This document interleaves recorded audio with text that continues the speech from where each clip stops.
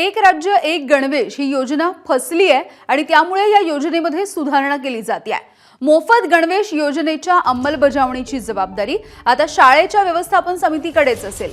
थेट लाभार्थी योजनेच्या अंतर्गत शाळा समितीकडे निधी दिला जाईल। विद्यार्थ्यांना शैक्षणिक सत्र सुरू होताच योग्य मापाचे गणवेशही दिले जातील। याआधी ही जबाबदारी महिला बचत गटांकडे देण्यात आली होती। अर्ध सत्र संपलं तरी सुद्धा अनेकांना गणवेश मिळाले नव्हते। काहींना मापापेक्षा जास्तच मोठे गणवेशही मिळाले होते आणि त्यामुळे ही संपूर्ण योजना फसली आणि त्यामुळे आता याकडे अधिक लक्ष दिलं जातंय आणि या योजनेमध्ये सुधारणा केली जाते आहे। महत्त्वाचे मुद्दे आपण बघतोय। गणवेश पुरवठ्याची जबाबदारी आता शाळा व्यवस्थापन समितीकडेच असेल।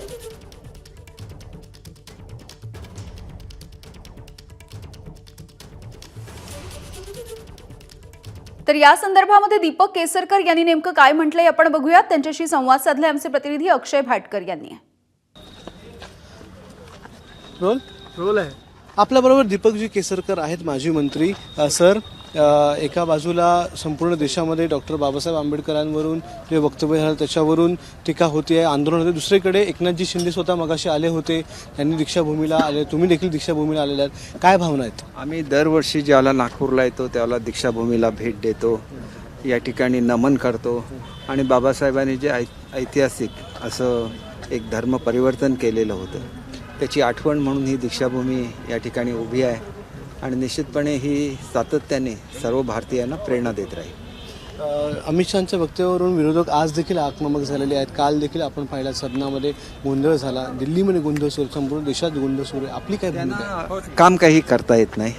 एखाद्या वाक्यातून चुकीचा अर्थ काढायचा, चुकीचा गैरसमज पसरवायचा आणि त्याच्यामुळे लोकसभेमध्ये कुठेतरी मेलेला पक्ष जिवंत झाला, त्याला पुन्हा एकदा नवसंजीवनी देण्याचा हा प्रयत्न आहे। भारतीय जनता ह्याला फसणार नाही आणि निश्चितपणे जनता ह्याला धडा शिकवेल। काँग्रेस असं झालेलं आहे की 2 वेळा बाबासाहेबांना पराभूत करण्यासाठी स्वतः जवाहरलाल नेहरूंनी त्या ठिकाणी मिटिंग घेतलेली आहेत। मग तुम्ही काय बाबासाहेबांच्याबद्दल बोलायचं, तुम्हाला काय अधिकार आहे? आणि म्हणून त्यांच्या वाक्यामधून असं होतं की तुम्ही बाबासाहेबांच्याबद्दल बोलता परंतु तुम्ही बाबासाहेबांचे विचार कायम ठेवण्यासाठी काहीही केलेलं नाही, ही वस्तुस्थिती आहे। बघा, उत्तर प्रदेशमध्ये मायावती करून दाखवू शकल्या, मग काँग्रेस का नाही करून दाखवू शकली आजपर्यंत? आणि ह्याचं कारण असं आहे की काँग्रेसचं हे प्रेम हे वेगळी प्रेम आहे। मताच्या पलीकडे काँग्रेस जाऊन विचार करत नाही, ही वस्तुस्थिती आहे आणि त्याच्यामुळे हे करण्याचा प्रयत्न करतात पण लोक ह्याच्यातून बाहेर पडतील। लोकसभेमध्ये जे चुकीचं नॅरेटिव्ह क्रिएट केलं त्याच्यामध्ये आम्हाला महाराष्ट्रामध्ये एवढं मोठं यश आलं, लोक जागृत झाली, जे ध्रुवीकरण झालं, ध्रुवीकरणाच्या विरुद्ध समाज जागृत झाला आणि त्यांनी मतदानाला मोठ्या प्रमाणात बाहेर पडला आणि काँग्रेसला पराभूत केलं, काँग्रेसच्या नादी लागलेल्या शिवसेनेला पराभूत केलं। खऱ्या साहेबांनी बाबासाहेबांचा विचार जर जागृत ठेवायचा असेल तर त्यांनी ज्या वेगवेगळ्या संस्था स्थापन केल्या त्याच्याकडे लक्ष दिलं पाहिजे। मी मुंबई शहराचा पालकमंत्री होतो त्याला जी बौद्ध पंचायत स्थापन केली बाबासाहेबांनी। तर एक राज्य एक गणवेश या योजनेमध्ये आता बदल करण्यात आलाय।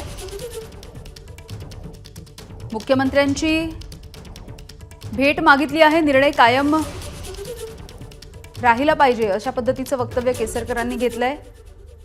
गणवेशा संदर्भात घेतलेला जो निर्णय आहे तो अत्यंत चुकीचा असल्याचं केसरकरांचं मत आहे